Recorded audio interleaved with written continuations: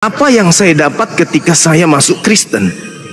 Keselamatan. Mana keselamatan itu? Mana datanya? Mana dalilnya? Sementara kalau mau selamat, kata Yesus, imani dia sebagai rasul, utusan Tuhan untuk kaum Israel. Salam satu Tuhan.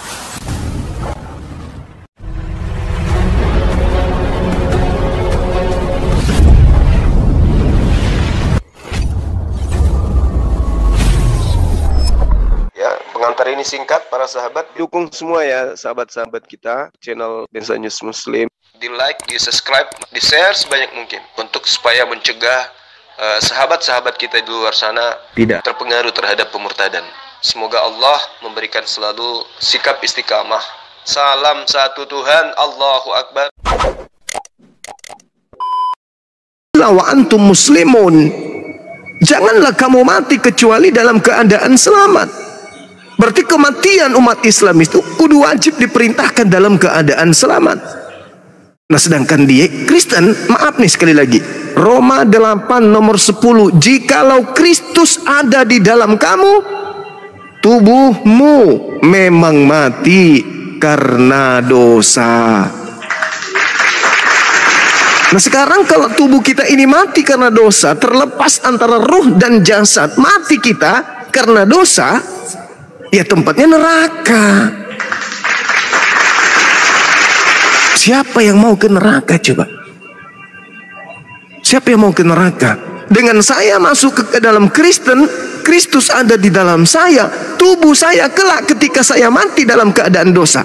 Kemana tubuh saya ini pergi? Lalu apa fungsinya Yesus nebus dosa kalau saya mati juga karena dosa? Percuma dia mati di atas salib untuk saya. Harusnya dia mati menanggung semua dosa. Saya mati tidak lagi bawa dosa, karena dosa saya sudah ditanggung terlebih dahulu. Bahkan dikatakan dalam kitab Roma 14 itu, bahwa Yesus itu mati untuk dihidupkan kembali oleh Tuhan untuk orang-orang yang hidup dan orang-orang yang sudah mati. Tapi faktanya Kristen mati karena dosa. Saya sih maunya mati karena selamat.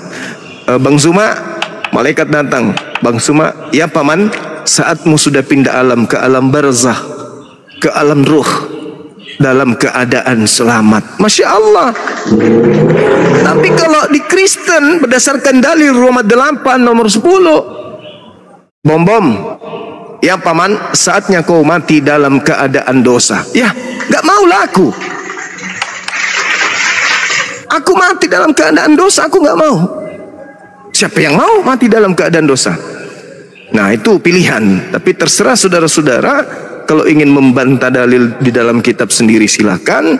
Mau percaya apa yang tertulis dalam kitab saudara juga silakan. Yang pasti ketika saya ditanya kenapa seperti ini pola di dalam agama Kristen, karena Al-Quran saya mengatakan orang yang percaya kepada penyaliban itu adalah hizyum fid dunya, diberi kehinaan di atas dunia ini. Dan ketika orang-orang Yahudi, orang-orang Farisi pembenci Nabi Isa saat itu, mereka membuat makar, mereka membuat tipu muslihat, mereka membuat kesaksian-kesaksian palsu untuk membunuh Nabi Isa alaihissalam. Allah kemudian membalas tipu daya mereka. Itulah yang diterangkan dalam Al-Quran, wa makaru wa makarallahu wallahu khairul makirin. Allah adalah sebaik-baiknya pembalas kejahatan. Saya kira begitu, Bung. Silakan kalau masih ada yang ingin disampaikan. Ya begini Pak, saya beriman kan karena ada yang tertulis bahwasanya memang anaknya Yosef itu memang mati. Namun kalau konsep seperti yang Anda katakan itu memang baik, Anda berpengetahuan. Saya pribadi kok, saya selidiki kitab suci ini. Kalau di dalam kitab suci ini, anaknya Yosef itu berfirman di kitab Wahyu, sesuatu yang najis tidak akan masuk ke dalam Yerusalem baru atau surgawi. Apa itu sesuatu yang najis? Ya, kalau bagi iman Israel ada di kitab Yesaya 40 ayat 17, contoh yang makan babi itu kan najis, makan babi, karena babi itu memang itu persembahan. Kalau dari pengetahuan saya itu persembahan kepada dewa-dewa, memang khusus babi ini kita kepada dewa-dewa orang Yunani dulu. Jadi bagi Israel itu memang sangat fatal. Jadi kalau mengikut anaknya Yosef ini, saya pribadi saya percaya, berharap kepadanya. Jadi memang dia mati, disalibkan, dia memang mati. Untuk itulah dia menyelamatkan para leluhur Israel yang tertawan oleh si iblis di dunia orang mati, mulai dari zaman Mesir. Karena waktu pembangunan di zaman Mesir itu banyak korban di situ, keturunan Israel dijadikan tumbal di sana karena tidak dicatat semua di dalam kitab suci. Jadi dia menggenapinya hanya untuk membebaskan yang terbelenggu di dalam penjara-penjara. Jadi aku percaya kepada anaknya Yosef. Jadi dia kurban yang abadi, penghampusan dosa yang abadi bagi iman saya sesuai dengan yang tertulis bab. Begitu. Iya, saudaraku. Jadi kepercayaan dan keyakinan itu adalah hak prerogatif setiap manusia, kan gitu ya. Saudara Kristen mengatakan imannya benar. Islam juga mengatakan imannya benar. Sama-sama kita mengakui itu. Iman saya paling benar. Kristen juga mengatakan iman saya yang paling benar. Hindu juga hadir mengatakan enggak dong, imanku yang paling benar. Buddha juga hadir, enggak dong, iman kami sang Buddha yang paling benar. Jadi masing-masing kita itu mengklaim iman kita yang paling benar. Lalu mana yang menjadi sandaran kebenaran itu? Satu-satunya adalah akal. Akal yang menjadi pembeda antara iman kita. Iman yang paling benar ketika dikatakan iman tanpa perbuatan adalah buta. Lebih buta lagi iman tanpa akal. Sama seperti abang saya ini. Abang mengatakan saya percaya keselamatan kekal hanya ada di dalam anak Yosef. Percaya kepada penyaliban, dia adalah penebus satu-satunya, penebus kekal. Yang menjadi korban kekal, yang menjadi penebus kekal. Itu kepercayaan, tapi apakah masuk akal? Kenapa dia tidak masuk akal? Satu, sebelum Kristen hadir, sebelum Islam hadir, yang pertama kemudian memegang tradisi atau adat istiadat atau prosesi keagamaan tentang kurban itu adalah Yahudi. Imamat 1 nomor 2 perintahkan kepada orang-orang Yahudi, kalau mereka hendak mempersembahkan kurban penebus dosa, maka hendaklah mereka mempersembahkan hewan ternak, kambing, domba, sapi, lembu. Itu satu. Yang kedua, Yesus pun mengajarkan hal yang sama. Di mana Yesus mengajarkan hal itu? Matius 8 nomor 4. Persembahkanlah persembahan sama seperti yang diperintahkan Nabi Musa kepadamu. Nah, sekarang muncul pengajaran yang menjadi korban adalah Tuhan datang dalam rupa manusia untuk nebus dosa manusia. Sedangkan kalau Yesus dikatakan dia mampu menghapus dosa, betapa banyak dalil di dalam Bible yang mengatakan dosamu telah diampuni, dosamu telah diampuni, dosamu telah diampuni, dosamu telah diampuni, dosamu telah diampuni. Jadi buat apa penyaliban itu datang ketika Yesus ternyata mengajarkan dosamu telah diampuni cukup dengan berucap? Buat apa penyaliban itu? Sedangkan menebus dosa bagi orang Yahudi adalah binatang. Binatang yang mereka jadikan penebus tidak disalib, dan mereka juga tidak menyembah penebus dosa mereka yang binatang itu. Bukankah domba yang menjadi korban penebus dosa Yahudi adalah oknum yang telah menebus dosa mereka?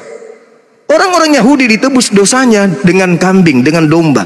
Berarti penebus dosa Yahudi adalah domba, kambing. Kenapa mereka tidak menyembah penebus dosa-dosa ini?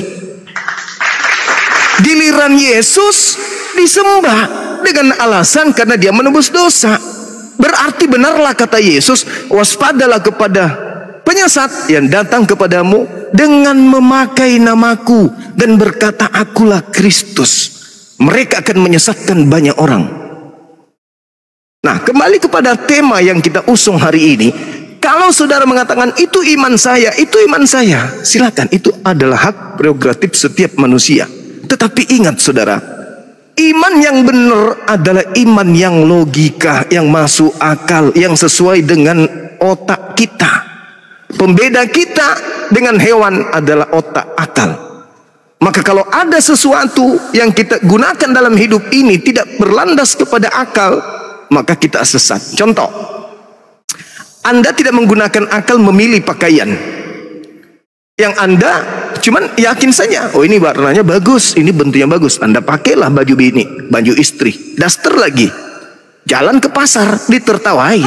Kenapa? Karena salah konsep, tidak masuk akal.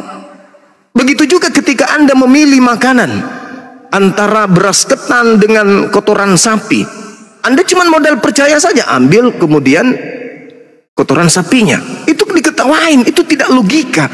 Jadi kalau makanan saja kudu butuh akal, milih pakaian saja butuh akal, apatah lagi tentang kepercayaan, keyakinan yang akan menghantarkan hidup kita selamat atau tidak selamat nanti di kehidupan berikutnya yang kekal itu. Maka sejatinya berbicara tentang agama kudu wajib standarnya akal. Memilih makanan pakai akal, memilih pakaian pakai akal, memilih istri pakai akal, memilih alas kaki pakai akal, bahkan memilih untuk buang saja pakai akal. Apakah buang di kasur atau buang di toilet itu pakai akal. Tapi kenapa giliran agama kita asal ikuti aja yang diajarkan oleh orang tua kita?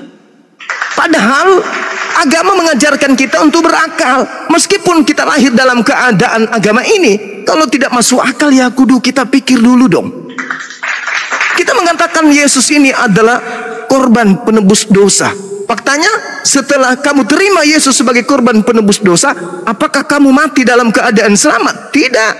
Mana buktinya? Roma 8 nomor 10. Jika Kristus ada di dalam kamu, tubuh memang mati karena dosa.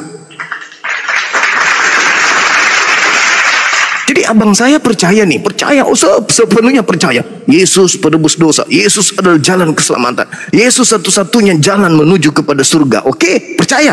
Tapi mati dalam keadaan dosa. Lah buat apa kepercayaan itu kalau ternyata endingnya dilemparkan ke neraka?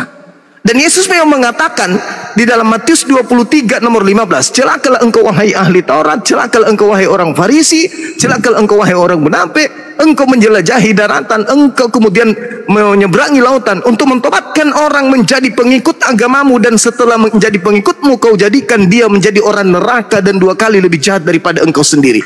Jadi pengikut orang Farisi adalah neraka, masuk ke neraka dan 2 kali lebih jahat daripada engkau sendiri, kata Yesus. Nah, siapa pengikut orang Farisi? Islam atau Kristen? Kristen. Kata Yesus, kau menjadikan pengikutmu itu menjadi orang neraka. Ini dalilnya ada, tapi lagi-lagi ditolak. Kenapa ditolak? Karena tidak sesuai dengan kepercayaan. Nah, sekarang yang memasukkan ke dalam surga, apakah kepercayaan kita atau akal kita? Tentu akal kita. Akal yang membimbing kita sehingga kita bisa menjadi pemimpin di atas muka bumi ini. Kenapa bukan gajah yang besar badannya menjadi pemimpin?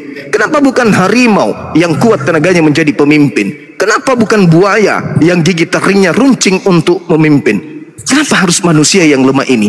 Karena manusia memiliki senjata ampuh. Apa itu? Akal. Coba lihat akal manusia. Menaklukkan dunia ini dengan akalnya. Lahirlah komputer, lahirlah HP, lahirlah kemudian pesawat terbang, pesawat, kapal laut, internet.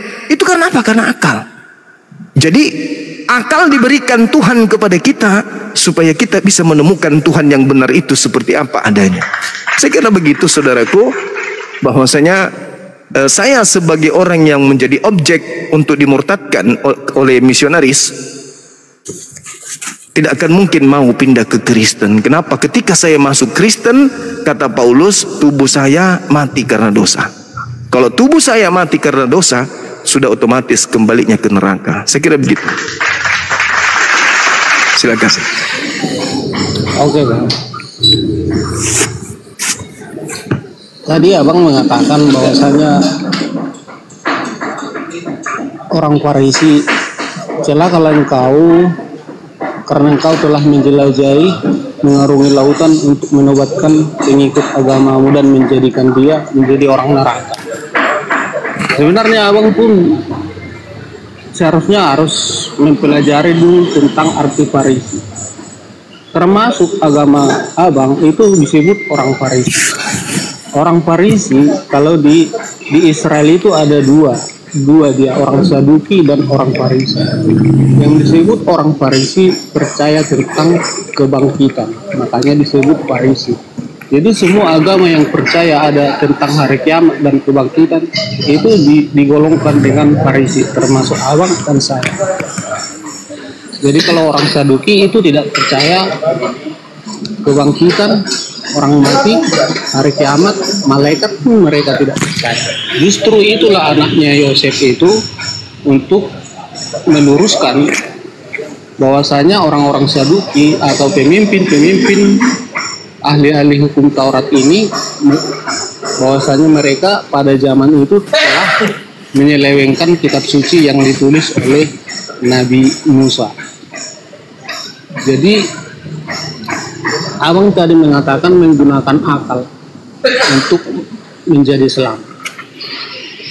Benar yang abang katakan itu. Saya teringat tentang apa yang diajarkan Musa kepada Yosua untuk selamat, supaya untuk di dalam cerita itu berperang. Artinya dia selalu, Yosua itu digambarkan selalu berharap kepada Tuhan. Tetapi kitab suci ini menulis semua dari Bani Israel hingga perjanjian baru, iman itu sangat utama. Memang untuk mengetahui kebenaran itu harus ada pengetahuan. Jadi abang memang, saya paham abang cukup bijak untuk mengetahui tentang kebenaran. Saya beriman karena ada tertulis. Kita kan beriman itu karena ada tertulis, bukan karena kata ini dan itu. Di dalam konteks ini, firman kitab suci ini, anaknya Yosef itu berfirman di kitab Wahyu, barang siapa menang, dia akan memperoleh semua ini. Aku akan menjadi Tuhan dan penciptanya, dan ia akan menjadi anakku. Itulah yang membuat saya yakin dan percaya. Itu tertulis di kitab Wahyu ayat 21 ayat 7. Jadi itulah yang membuat saya bahwasanya iman saya kepada anaknya Yosef ini sangat teguh dan berharap kepada dia. Jadi kalau masalah agama, tadi saya sudah katakan agama abang itu pun agama yang benar. Sebab cuman yang saya pahami, abang pun sedang teralihkan. Hanya itu cara beribadah abang. Iya. Baik bang. Saya luruskan dulu terkait dengan Farisi. Farisi itu bukan Islam. Farisi itu adalah Yudaisme rabbinik. Mereka adalah ahli Taurat yang menekankan tradisi lisan. Di mana mereka ada, exist ya, setelah kemudian periode bait suci kedua. Mereka sangat konsen terhadap hukum Taurat itu, dan juga mereka secara lisan adalah ahli. Nah, jadi kalau dikatakan Farisi adalah bangsa, enggak, bukan. Itu salah. Itu orang Farisi itu adalah orang Yahudi. Kemudian ketika kita berbicara mengenai keselamatan, saudara berharap kepada Yesus, bla bla bla bla. Ya silakan aja. Artinya bahwa itu hak, sekali lagi, itu hak prerogatif daripada setiap insan untuk percaya kepada siapapun. Ada orang percaya dia akan selamat karena dia menuhankan asbak rokok sekalipun, kita nggak bisa untuk menghalangi itu. Cuman permasalahannya saat ini adalah ketika kita asal modal percaya doang tanpa menggunakan akal, celakalah kita ini. Misalnya ada sebuah gelas seperti ini, diisi oleh air yang bening. Kita melihatnya bening, tapi ternyata air bening ini adalah bensin, tapi kita meyakini ini adalah air putih. Kita asal yakin, oh ini air putih, minum. Mati. Karena modal yakin aja. Tidak menggunakan akal sehat. Kalau Anda menggunakan akal sehat, begitu Anda melihat, ini bensin atau air biasa sih? Aku haus loh. Maka ketika Anda menggunakan akal sehat, pasti Anda menyelidiki kemudian, ini air apa? Ini cairan apa? Begitu juga ketika Anda menggunakan akal, Anda melihat Bible. Bible ini apa? Firman Tuhan ke dia. Kalau dia firman Tuhan, siapa kemudian nabi yang telah menerima wahyu berupa perjanjian baru ini? Apakah Yesus memberikan validasi? Apakah Yesus memberikan kemudian legitimasi kepada penulisnya, kepada tulisan-tulisan yang ada di dalamnya? Apakah ada pengesahan dari beliau? Kalau tidak ada pengesahan beliau, berarti sifat yang dikandung oleh Bible, dalam hal ini perjanjian baru, itu sama seperti surat kabar. Bisa jadi benar surat kabar itu, tetapi bukan firman Tuhan. Hanya mengutip kemudian firman Tuhan, kalau ada cerita tentang firman Tuhan.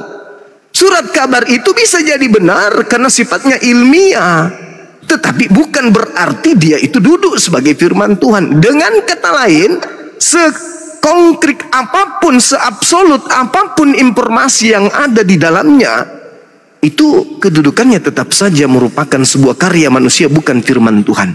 Dengan demikian, hal itu bisa jadi syarat dengan kesalahan, syarat dengan sesuatu yang keliru. Apatah lagi kalau menceritakan sosok nabi di dalamnya. Di situ diceritakan, waspadalah kepada penyesat yang datang kepadamu dengan memakai namaku dan berkata, akulah Kristus. Berarti berita yang muncul di Bible, akan ada penyesat setelah Yesus, memakai nama Yesus, di mana penyesat ini bernama Yesus Kristus juga, dan akan menyesatkan banyak orang, di mana nama itulah yang dipakai untuk menyesatkan banyak orang di atas muka bumi ini. Andai saja di dalam Al-Quranul Karim atau di dalam kitab Nabi Musa alaihi salam diterangkan, waspadalah kepada penyesat yang datang kepadamu dengan memakai namaku, Nabi Muhammad, maka kami pun akan hati-hati dan sangat-sangat waspada kemudian terhadap isi Quran itu. Karena isi Quran mengusung kemudian sosok Nabi Muhammad, hadis sahihah kemudian mengusung sosok Nabi Muhammad, sementara pesan yang muncul dalam Al-Quran agar waspada kepada pengajaran yang datang mengatasnamakan Nabi Muhammad. Sayangnya pesan itu tak ada di dalam Al-Quran. Begitu juga di dalam kitabnya Nabi Musa, waspadalah kepada penyesat yang datang kepadamu dengan memakai namaku, yaitu Musa. Sayangnya dalil itu tak ada. Tapi kalau di dalam Bible, Matius 24 nomor 4 nomor 5, Lukas 21 nomor 8, waspadalah kepada iblis penyesat yang datang kepadamu dengan memakai namaku dan berkata, akulah Kristus. Mereka akan menyesatkan banyak orang. Kesimpulannya adalah akan banyak orang bertebaran di atas muka bumi menyesatkan orang dengan memakai senjata nama Yesus sebagai jualan. Karena ini pesan Yesus. Yesus yang berkata, perkataan yang kau dengarkan dari mulutku ini bukan dari aku, melainkan dari Bapa yang telah mengutus aku. Berarti ucapan Yesus ini adalah firman Tuhan. Kalau ucapan Yesus ini adalah firman Tuhan, berarti ini harus terkabulkan, ini harus tergenapi, ini harus terjadi. Kalau tidak, berarti Tuhannya pembohong, atau Yesus pembohong, atau penulis kitabnya yang pembohong. Nah, di mana kita harus berpijak? Rupa-rupanya, kalau dia firman Tuhan, betul banyak orang menjadi Kristen karena nama Yesus.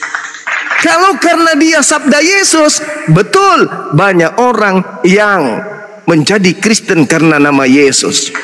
Kalau ternyata itu adalah kebohongan, tetap saja betul banyak orang menjadi Kristen karena nama Yesus. Dalam nama Yesus, dalam nama Yesus, dalam nama Yesus. Tidak dikatakan dalam Nabi Muhammad, dalam Nabi Musa, tidak, tapi dalam nama Yesus. Sedangkan pesan yang muncul, waspadalah kepada penyesat yang datang kepadamu dengan memakai namaku dan berkata, akulah Kristus. Mereka akan menyesatkan banyak orang. Kristen masuk ke Indonesia memakai nama siapa? Yesus Kristus. Islam masuk ke Indonesia memakai nama siapa? Nabi Muhammad sallallahu alaihi wasallam. Apa pesan yang muncul di kitab terdahulu? Waspadalah kepada penyesat yang datang kepadamu dengan memakai namaku, mereka akan menyesatkan banyak orang. Kalau telah dalil dalam tintah ilmiah, maka kesimpulan akhir dan awal, Kristen ini adalah korban dari penyesatan dengan memakai nama Yesus. Orang yang tersesat, Bang, orang yang tersesat tidak akan pernah sadar. Tidak akan pernah sadar selama orang itu tidak ditepuk punggungnya. Hei, kamu tulah sesat. Kamu sadarlah, kamu tersesat. Baru orang itu, ya Tuhan, ya Bapak, ya Tuhan, ya Bapak. Baru mereka kaget. Oh iya ya, aku sadar, aku ternyata tersesat. Selama orang-orang ini tidak tersesat, mereka akan selalu nyaman di dalam kehidupannya, merasa dirinya dalam keadaan benar. Karena nggak sadar dalam keadaan waspadalah kepada penyesat. Berarti ada penyesat. Ketika penyesat bekerja, maka ada korban yang disesatkan. Ketika korban yang disesatkan tidak akan pernah sadar, maka selalu menganggap apa yang dilakukannya itu benar. Sama seperti abang. Berulang saya katakan, Roma 8 nomor 10. Jika Kristus ada di dalam kamu, tubuhmu mati karena dosa. Kalau tubuhmu mati karena dosa, maka kembalinya ke neraka. Nyata itu. Tapi abang tidak peduli. Kenapa? Karena abang sudah tersesat. Kenapa tersesat? Karena itu tadi. Waspadalah kepada penyesat yang datang kepadamu memakai namaku. Mereka akan menyesatkan banyak orang. Berarti di antara banyak orang yang disesatkan itu, mohon maaf, salah satunya adalah abangku ini. Demikian.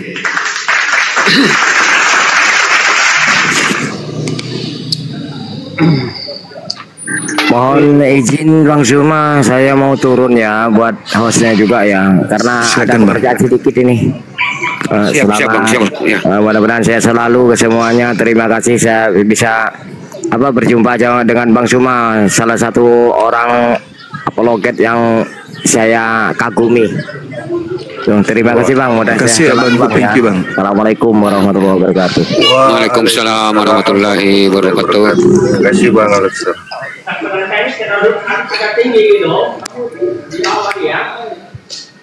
Oke Bang, tadi kan abang mengutip waspadalah kepada dirimu bahwa banyak orang datang memakai namaku dan mengaku Kristus. Sebenarnya abang harus mengerti tentang konteks ini.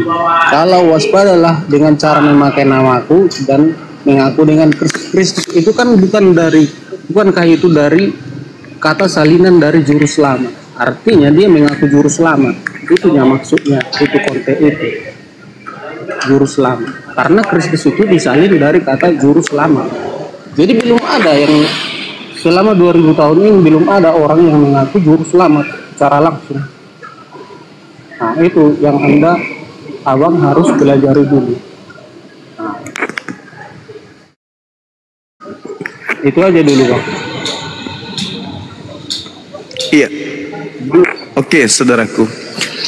Jadi kalau saya diajarkan untuk mempelajari konteks, gini, saya paparkan secara konteks, Bang. Bukan saya sok tahu, tapi landasan pijakan saya menyampaikan itu karena cinta, karena sayang, karena peduli, dan juga landasannya karena saya belajar. Bible itu diajarkan dalam Markus 16:16, beritakanlah Bible kepada seluruh makhluk. Ajaklah mereka kemudian untuk percaya kepadamu, maka yang percaya akan dibaptis, yang tidak percaya akan dihukum. Nah, saya juga manusia, saya juga adalah makhluk yang menjadi sasaran penyampaian Bible. Matius 28 nomor 18, 19, 20, jadikanlah seluruh bangsa menjadi pengikutku, menjadi muridku. Saya juga adalah bangsa manusia. Pergilah ke seluruh dunia, jadikanlah seluruh manusia menjadi pengikutku. Saya juga adalah manusia. Berarti saya juga adalah kandidat untuk dijadikan sebagai pengikut dari Kristus. Maka berarti saya punya hak untuk berbicara tentang agama Kristen. Karena saya adalah kandidat yang mau dijadikan pengikut. Maka saya punya hak bicara. Nah, Matius 24, kalau kita lihat satu konteks ini, Matius 24 nomor 1 sampai seterusnya, endingnya di 31. Di situ Yesus sedang didatangi murid-muridnya di Bukit Zaitun. Ini dulu yang harus kita dudukkan perkara. Duduk di Bukit Zaitun, datang murid-muridnya. Berarti murid-muridnya yang datang ini adalah orang Yahudi, bukan orang Roma.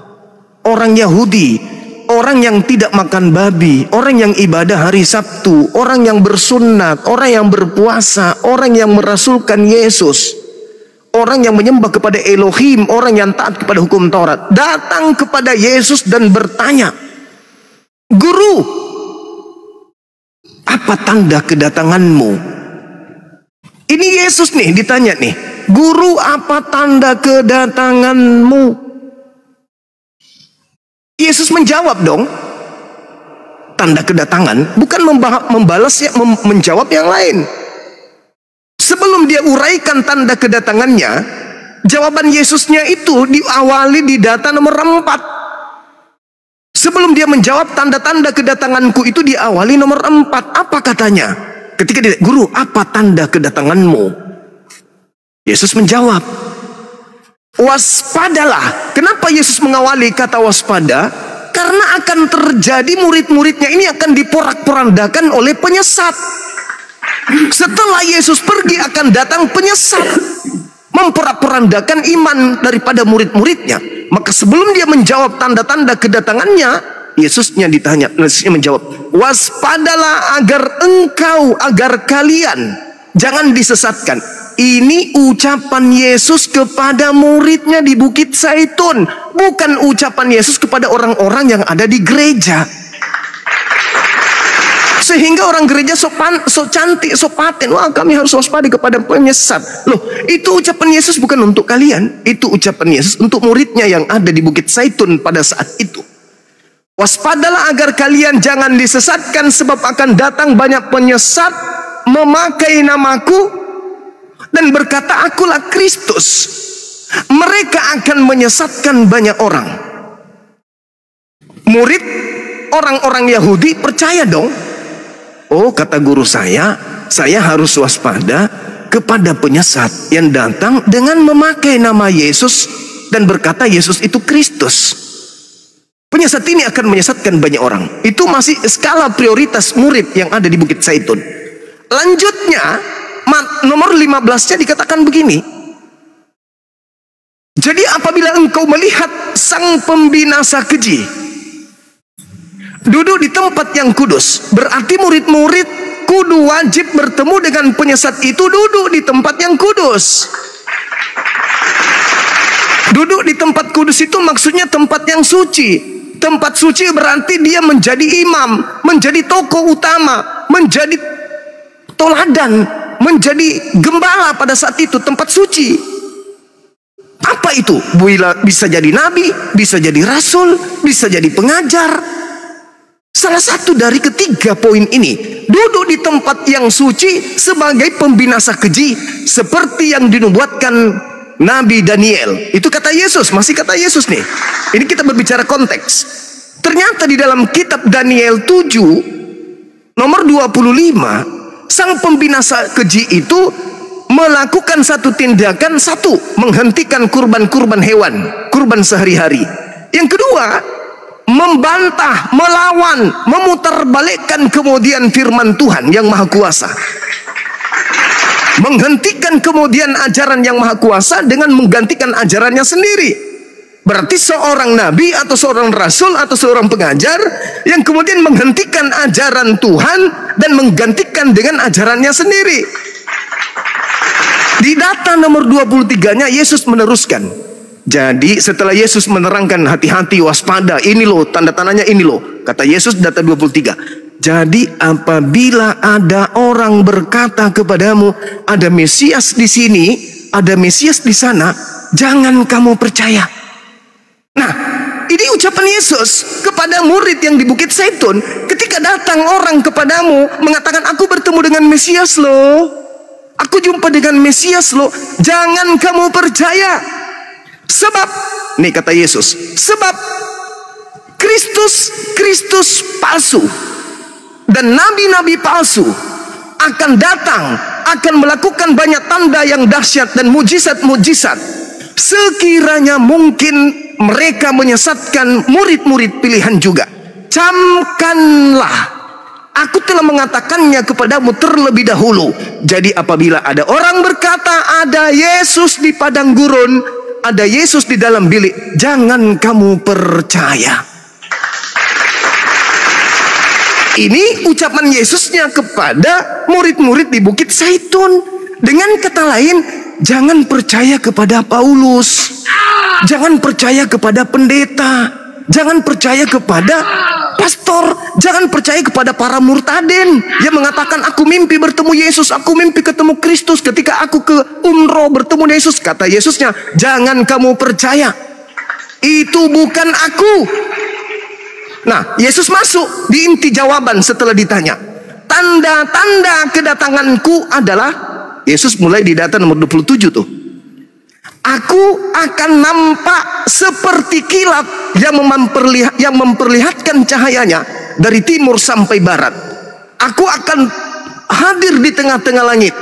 Seluruh manusia akan melihat aku. Seluruh manusia akan meratap melihat aku. Matahari menjadi gelap, bulan tak bercahaya, bintang-bintang berjatuhan, kuasa langit berguncang.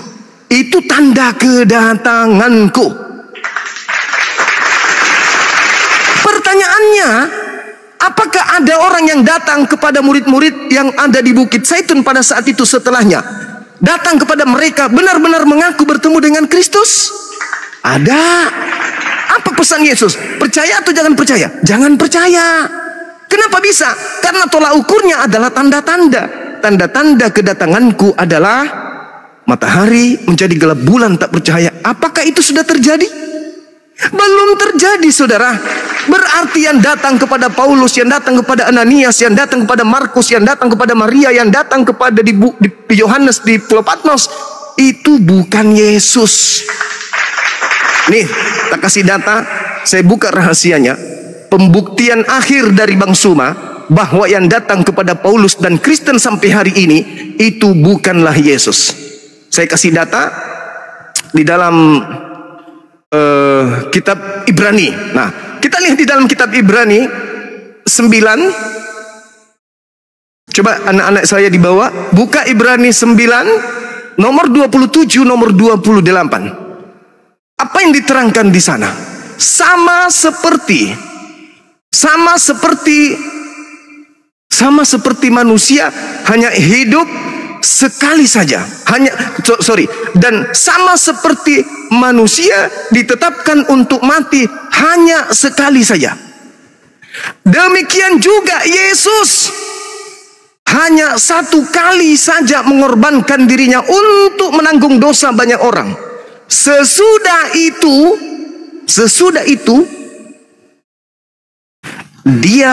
Yesus akan menyatakan dirinya sekali lagi. Jadi Yesus menyatakan dirinya cuma 2 kali. Pertama, dia menyatakan dirinya ketika dia lahir di tengah-tengah kaum Israel, dari usia 1 hari sampai 33 tahun. Yang kedua, dia menyatakan diri nanti ketika dia datang di akhir zaman dengan tanda-tandanya. Demikian juga anak manusia mati hanya sekali untuk menanggung banyak dosa manusia, dan akan menyatakan diri sekali lagi pada akhir zaman. Lalu yang datang menyatakan diri kepada Paulus, kepada pastor, kepada pendeta, kepada orang murtadin, kepada Ananias, kepada Lukas, kepada penulis-penulis Bible itu siapa? Sedangkan Ibrani mengatakan bahwa Yesus datang sekali lagi untuk menyatakan dirinya. Apakah sudah datang menyatakan dirinya? Sudah, katanya. Kapan? Pada saat Paulus bertanya, siapakah engkau Tuhan? Akulah Yesus yang kau aniaya. Berarti Yesus sudah datang kedua kalinya untuk menyatakan diri kepada Paulus. Berarti yang datang nanti di kiamat nanti siapa lagi? Nah, berarti tergenapi seluruhnya bahwasanya yang datang kepada Paulus itu bukanlah Yesus. Yang disalib itu bukan Yesus anak Maria. Bukan Yesus anak Maria. Karena Ibrani sendiri mengatakan, sama seperti manusia ditetapkan mati hanya sekali saja, demikian juga Yesus Kristus akan datang dia datang berkorban untuk sekali saja untuk dosa-dosa orang banyak, dan akan datang menyatakan dirinya untuk sekali lagi, katanya. Dia datang sekali lagi untuk menyatakan dirinya. Nah, berarti Yesus akan datang dengan tanda-tanda hari kiamat untuk yang kedua kali, dan tidak pernah ada ketiga kali, keempat kali, kelima kali, keenam kali, ketujuh kali. Itu tidak pernah. Karena Yesus memang mengatakan nih, ini terakhir dari saya. Di dalam Yohanes 16 nomor 7, Yohanes 16 nomor 7 sampai nomor 15, Yesus berkata, adalah benar jikalau aku pergi, sebab jikalau aku tidak pergi, maka roh penghibur, roh kebenaran itu tidak akan datang kepadamu. Aku harus pergi. Kalau aku tidak pergi, roh kebenaran itu tidak akan datang. Tetapi setelah aku pergi, roh kebenaran itu aku akan datang. Berarti setelah Yesus pergi, yang datang adalah roh kebenaran. Sedangkan setelah Yesus pergi, yang datang kepada Paulus siapa? Yesus. Yang datang setelah aku bukan aku. Yang datang setelah aku adalah roh kebenaran, penolong lain. Aku akan minta kepada Bapa, Yohanes 14 nomor 16, aku akan minta kepada Bapa agar Bapa mengutus seorang penolong lain. Yang datang setelah aku adalah seorang penolong lain, bukan Yesus, bukan aku. Aku nanti datang di akhir zaman. Antara akhir zaman dengan aku hari ini ada dua yang datang. Yang pertama Yesus palsu, yang kedua adalah roh kebenaran. Di akhir zaman barulah aku yang datang. Jadi total yang datang setelah Yesus terangkat ke langit ada 3. Yang pertama adalah Yesus palsu, yang kedua adalah roh manusia penghibur lain, dan yang ketiga adalah Yesus asli yang datang dengan tanda-tanda kiamat. Saya kira begitu saudaraku, jelas yang saya sampaikan, berdata yang saya sampaikan. Sekarang tinggal bagaimana akal Anda bekerja. Demikian.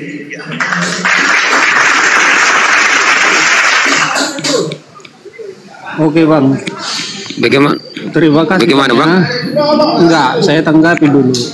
Tadi Abang Juma kan mengutip Matius 28, waspadalah Mesias palsu yang menyesatkan kamu. 24 Bang. Oke, silakan. Ya, silakan Bang, silakan Bang. Saya baca dulu ya. Ayat 24.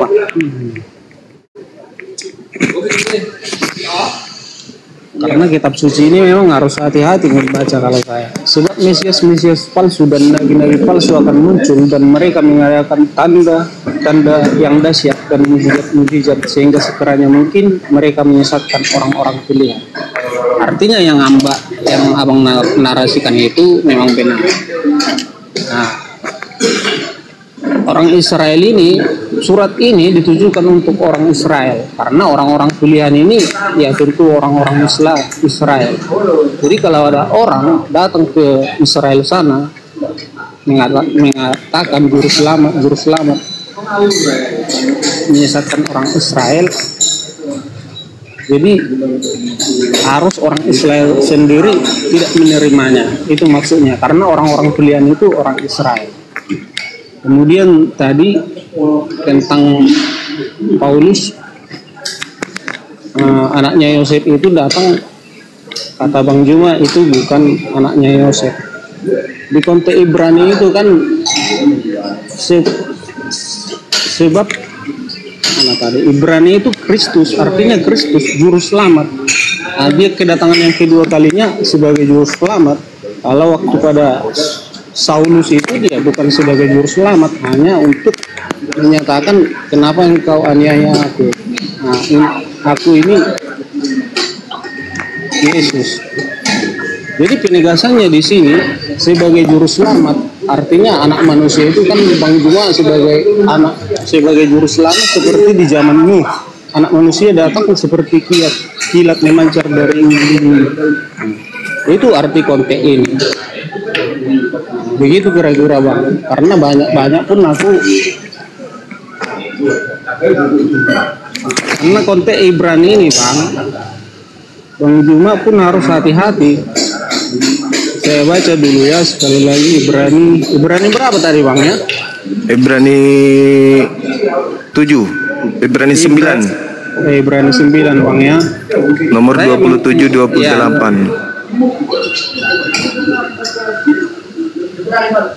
Ibrani 9. Iya. 20. Ya, terima kasih Bang ya. 27 sampai 28. Ibrani 9.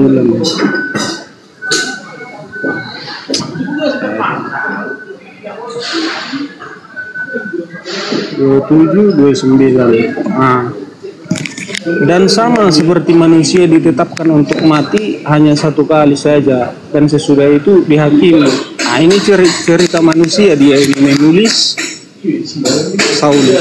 Demikian pula juru selamat. Nah, Kristus tadi kan salinan dari kata juru selamat. Hanya satu kali saja mengorbankan dirinya, yang tadi itu juru selamat yang telah mati di kayu salib untuk menanggung dosa banyak orang. Sesudah itu dia menyatakan dirinya sekali lagi tanpa menanggung dosa untuk menganugerahkan keselamatan kepada mereka yang menantikan dia. Artinya kepada saya yang menantikan dia, yang berharap. Kalau Bang Juma kan belum tentu termasuk orang dalam konteks itu. Dia sebagai juru selamat kembali lagi seperti di zaman Nuh, akhir zaman. Karena konteks ini. Jadi ayat ini Yesus menyatakan diri berapa kali, Bang? Dua. Yang pertama itu sebagai bayi, yang kemudian terakhirlah sebagai juru selamat Kristus. Kapan itu dia menyatakan diri sekali lagi? Pada saat kapan? Kalau itu Bang saya tidak tahu karena waktunya semua menantikan itu. Ya, berarti belum datang kan? Belum menyatakan diri sekali lagi kan? Belum. Berarti yang datang menyatakan diri kepada Paulus siapa? Kalau kepada Paulus itu bukan sebagai juru selamat. Iya, menyatakan diri sekali lagi. Yang datang kepada Paulus menyatakan diri itu siapa, Bang? Kalau konteks kepada Paulus itu, Pak, itu dia kan kenapa menganiaya aku? Di situ bukan. Ya iya, saya tidak masuk ke situ. Yang saya tanya, menyatakan diri kembali sekali lagi. Ya, akhir zaman. Akhir zaman. Yang menyatakan diri kepada Paulus itu siapa? Ya, Yesus. Yesus, anaknya Yosef. Berarti berapa kali dia menyatakan diri menurut dalil Ibrani? Menurut dalil Ibrani ini kan yang menulis Paulus. Enggak diketahui siapa penulisnya, Bang. Artinya penulis ini, Bang, dia berpikiran juru selamat itu sekali lagi datang, tidak ditambah-tambah lagi. Itu maksud. Nah, berarti yang datang kepada Paulus siapa? Anaknya Yosef. Nah, yang datang sekali lagi saja itu siapa? Anaknya Yosef juga berapa kali datang rupanya? Iya, maksud saya, Bang. Maksud penulis ini tentang juru selamat. Kalau tentang Paulus itu bukan tentang juru selamat. Gitu. Alamak. Oke. Di dalam 1 Korintus 9 nomor 1, Paulus mengatakan, aku melihat Yesus. Ya. Galatia 5 nomor 1, Yesus juga mengatakan itu. Galatia 1 nomor 1, Yesus juga mengatakan itu. Aku menerima Injil bukan dari manusia, tapi dari pernyataan Yesus. Berarti Yesus datang menyatakan diri kepada Paulus. Ibrani mengatakan sama seperti anak manusia menjadi korban sekali saja untuk dosa banyak orang. Demikian juga dia akan menyatakan sekali lagi dirinya. Sekali lagi dia akan menyatakan dirinya. Sesudah itu dia akan menyatakan dirinya sekali lagi. Berarti Yesus hanya menyatakan diri cuma 2 kali. Nah, Yesus mengatakan waspadalah kepada penyesat-penyesat yang mengaku bertemu dengan aku. Jadi kalau ada yang mengaku aku bertemu Yesus di padang gurun, bertemu Yesus dalam bilik, jangan kau percaya, itu bukan aku. Sebab aku hanya menyatakan diriku sekali lagi. Malaikat juga berkata di dalam Kisah Para Rasul 1 nomor 11, malaikat yang mengatakan, Yesus yang kau lihat terangkat ke langit akan datang kedua kalinya sama seperti engkau melihatnya terangkat ke langit.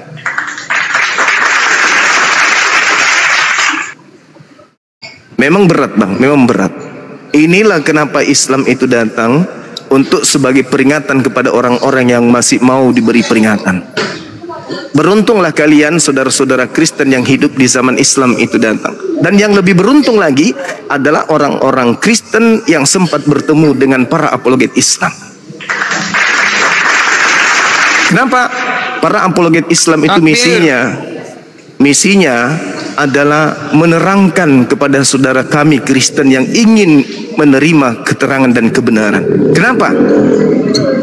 Sekali lagi saya katakan, Bang Suma ini adalah target untuk dimurtadkan. 2024 saya didatangi seorang misionaris, dibawakan baju kaos yang bertuliskan ajakan untuk menjadi Kristen. Jadi saya penasaran dan jauh ke dalam di sanubari saya. Ini saudara Kristen apakah sadar atau tidak sadar? Apa sebenarnya yang terjadi dalam keyakinannya? Maka saya mencoba untuk merangkai pengetahuan saya berdasarkan Bible. Karena di dalam kitab Amsal 3 nomor 5 dikatakan begini.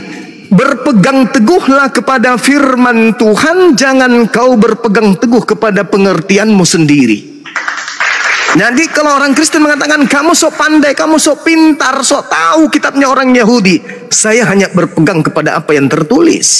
Saya tidak mentafsirkan, karena itu dilarang. Maka apa yang tertulis, maka yang tertulis. Demikian pula Kristus hanya satu kali saja mengorbankan dirinya untuk menanggung dosa banyak orang. Dan sesudah itu ia akan menyatakan diri sekali lagi. Berarti kita tunggu nih, Al-Quran surah As-Sukruf ayat 61. Kedatangan Nabi Isa alaihissalam adalah pertanda akan datangnya hari kiamat. Kata Yesus ketika ditanya, apa tanda kedatanganmu dan tanda hari kiamat? Yesus menguraikan, matahari jadi gelap, bulan tak bercahaya, bintang berjatuhan, kuasa langit berguncang, akan nampak anak manusia di tengah langit, dan seluruh manusia akan meratap, seluruh manusia akan melihatnya. Apakah itu sudah terjadi? Belum terjadi. Berarti yang datang kepada Paulus bukanlah Yesus Kristus, karena Yesus Kristus akan datang sebagai anak manusia. Siapa sih yang mengatakan Yesus akan datang sebagai anak manusia? Bang Suma? Pendeta? Pastor? Rabi-rabi? Bukan. Yang mengatakan aku akan datang dalam rupa, dalam bentuk manusia asli adalah Yesus sendiri. Di mana Yesus mengatakan itu?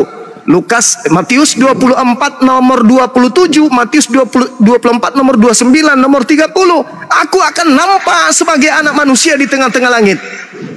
Yang datang kepada Paulus tidak nampak. Bahkan Paulus mengatakan, aku menerima Injil bukan dari manusia. Sedangkan Yesus kedatangannya pertama sebagai manusia, kedatangannya yang kedua juga sebagai anak manusia. Lalu kapan Yesus berubah menjadi bukan manusia? Ada yang datang bukan rupa manusia. Kata siapa? Kata Yesus. Di mana Yesus mengatakan ada yang datang, Yesus datang bukan dalam rupa manusia? Di dalam Matius 24 nomor 425. Waspadalah kepada penyesat yang datang kepadamu dengan memakai namaku dan berkata, akulah Kristus. Artinya penyesat itu datang bukan sebagai anak manusia karena dia adalah iblis. Cuma memakai nama Yesus, tapi iblis bukan manusia, cuma menggunakan nama Yesus saja. Silakan Bang.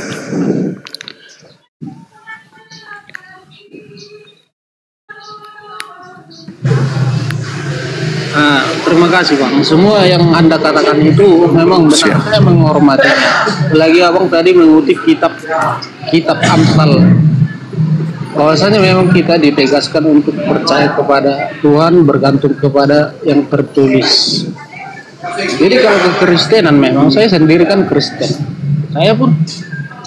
Saya tidak pernah, sudah lama aku tidak pernah ke gereja karena saya tidak sesuai dengan iman saya, iman saya, karena kitab suci ini saya baca semua, bahwasanya di surga itu, tempat surga itu, bahwasanya harus kembali seperti semula, seperti apa yang diajarkan di kitab suci yang di perjanjian lama ini.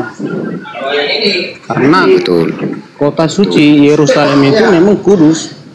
Karena di kitab Yesaya tertulis, Yesaya 66. Maaf dulu bang, abang, saya turun dulu, naikkan lagi, saya dapat peringatan. Silakan, saya nyimak, silakan. Iya. Saya baca dulu Yesaya 65.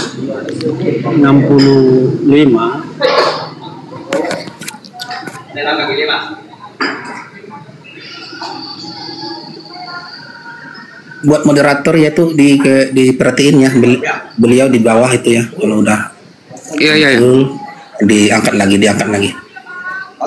Iya. Iya. Udah kena dia. Iya, Bang. Kalau udah bisa Bang Cuma, silakan. Teman-teman yang di bawah ya, ini pasukan-pasukan penombak sudah pada berdatangan, Iya. bereaksi. Coba dulu tap layar dulu, tap layar dulu. Tolong dulu tap layar dulu. Semua sudah 2.500 penonton, tap layar dulu. Ya. disupport Kemalnya biar tidak rungkat dan tetap kuat Kemalnya ini. Silakan Bang Raja. Ditanggapi tadi beliau menyimak di bawah. Ya, semua yang dinarasikan Ada mau Abang itu memang benar kalau tentang kitab suci ini. Bahwasanya di kitab Yesaya ini pun dikatakan semua yang memakan babi itu tidak boleh masuk ke tempat surga. Adib. Kitab Yesaya 66. Adib. Halo. Angkat dulu Abang Cuma. Abang Cuma angkat Ini dulu. sedang saya cari. Saya moderator host, jadikan saya moderator host. Host. Abang. Belum bisa, ini ku cari lagi ya. Abang Pulau. Bang host jadiin aku momot sih. Bang Host. Bang Pulau. Jadi momot. Itu lagi. Moderator aku pasang lagi. Jangan dicopot. Aku udah dibatasi. Kalian pun beramai kali. Diam dulu. Wek. Diam. Nggak ada. Bang Pulau nggak ada. Di bawah nggak ada. Udah diangkat. Silakan Bang Raja. Kitab Yesaya itu menjelaskan bahwasanya yang memakan babi itu korban karena babi ini memang Diam, jangan ribut. persembahan untuk dewa. Jadi Host jangan judes dong. Iya. Jadi sesungguhnya kalau memang saya kan sudah saya bilang saya tidak pernah ke gereja. Kalau Kristen contohnya, mereka harus benar-benar menyelidiki kitab sucinya, harus percaya kepada yang tertulis, karena kabar baik di dalam kitab suci ini tetap berasal dari Yerusalem, pembawa kabar baik. Di luar Yerusalem itu tidak pembawa kabar baik, karena bagi Tuhan pencipta alam semesta ini, sesungguhnya bangsa-bangsa itu adalah hampa sia-sia. Itu ayatnya ada di Yesaya 40. Kalau bangsa-bangsa merasa benar, tidak taat kepada firman Tuhan yang tertulis, mereka mengajarkan yang tidak benar, itu di hadapan Tuhan Angkat dulu Bang Cuma ada. Yang saya pahami, hampa dan sia-sia, hanya itu yang saya pahami.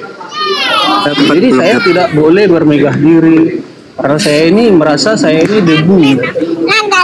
Tuhan di dalam kitab suci ini berfirman, kau dari debu dan akan kembali menjadi debu. Jadi tidak boleh kita memang mengandalkan pikiran kita masing-masing. Apa yang tertulis kita katakan iya. Kalau dikatakan di sini jangan kuduskanlah hari Sabat, ya harus katakan iya, jangan diplesetkan. Kalau memang saya tidak mampu menguduskan hari Sabat, ya saya meminta ampun agar kiranya saya kepada Sang Pencipta, kepada Tuhan yang disembah, yang dipercaya oleh Bapak Abraham, saya hanya itu, Bang. Ya, beliau udah ada lagi di tengah-tengah kita nih. Silakan dibesarin host. Beliau udah datang. Udah. Ya. Sorry Bang, jadi gini, ada satu data lagi yang harus tunggu dulu ya. Cek. Ya, Bang Juma tunggu dulu. Siap. Kalau ada sini kita Islam jangankan ya ribut, yang di bawah tolong dulu tap layar dulu. Ini akun saya udah dibatasi nih. Ya minta tolong dulu untuk teman-teman di bawah dulu, hashtag hiburan ya, diketik hashtag hiburan biar aman. Nah ya. Oke, ini udah dibatasi saya ini, nggak apa-apa, teruslah. Ayo silakan Bang Juma. Oke, baik. Jadi ada satu data lagi yang harus Anda jadikan sebagai acuan. Seperti yang saudara saya uraikan barusan dalam kitab Yesaya 52 nomor 1 itu Bang, orang-orang yang tidak bersunat kelaminnya itu haram hukumnya masuk di kota Yerusalem. Tidak boleh mereka masuk ke dalam Yerusalem baru, itu nggak boleh. Jadi nyatalah bagi kami umat Islam ini. Iya, betul itu Pak. Karena suci ini pun mengatakan itu. Tapi kan orang kekristenan ini kan memang mereka tidak tahu. Saya Bang, jujur saya Bang, saya menghormati agama. Saya sesudah saya tahu ini kitab suci ini dengan benar-benar. Saya sunatkan diri itu, saya pergi ke klinik. Saya bayar 800, saya sunatkan diri. Alhamdulillah. Melalui keyakinan saya Bang. Itu hanya itu yang bisa saya lakukan. Oke, baik.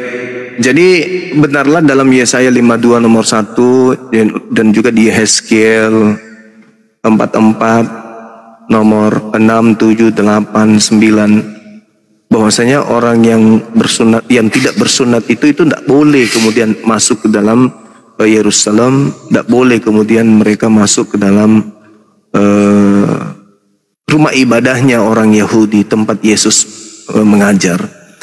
Artinya bahwa ketika tercemarnya ajaran Tuhan dengan pola yang dibangun oleh Kristen hari ini, mungkin ya saya harus mengatakan mungkin saudara lebih jauh harus mempelajari tentang kitab Matius 7 nomor 15 sampai nomor 23. Di situ lagi-lagi Yesus berpesan kepada muridnya orang Yahudi, waspadalah kepada nabi palsu yang datang kepadamu menyamar seperti domba. Jadi maksudnya nabi palsu ini datang kepada murid-murid Yesus menyamar sebagai murid Yesus, padahal dia adalah pembinasa keji. Celakanya Bang, di situ nabi palsu ini diibaratkan sebagai pohon dan pengikutnya ini diibaratkan sebagai buahnya. Jika pohon tersebut di antaranya ada yang busuk, maka bukan memilih buah, tetapi meskipun ada buah baik di dalamnya, maka batangnya yang harus ditebang dan dilemparkan ke dalam api. Waspadalah kepada waspadalah kepada nabi-nabi palsu yang datang kepada kalian menyamar seperti domba, padahal mereka adalah serigala yang buas. Dari buahnya kamu dapat melihat mereka. Apa tanda-tanda buah dari pohon yang tidak baik ini adalah memanggil aku Tuhan, bernubuat pakai namaku,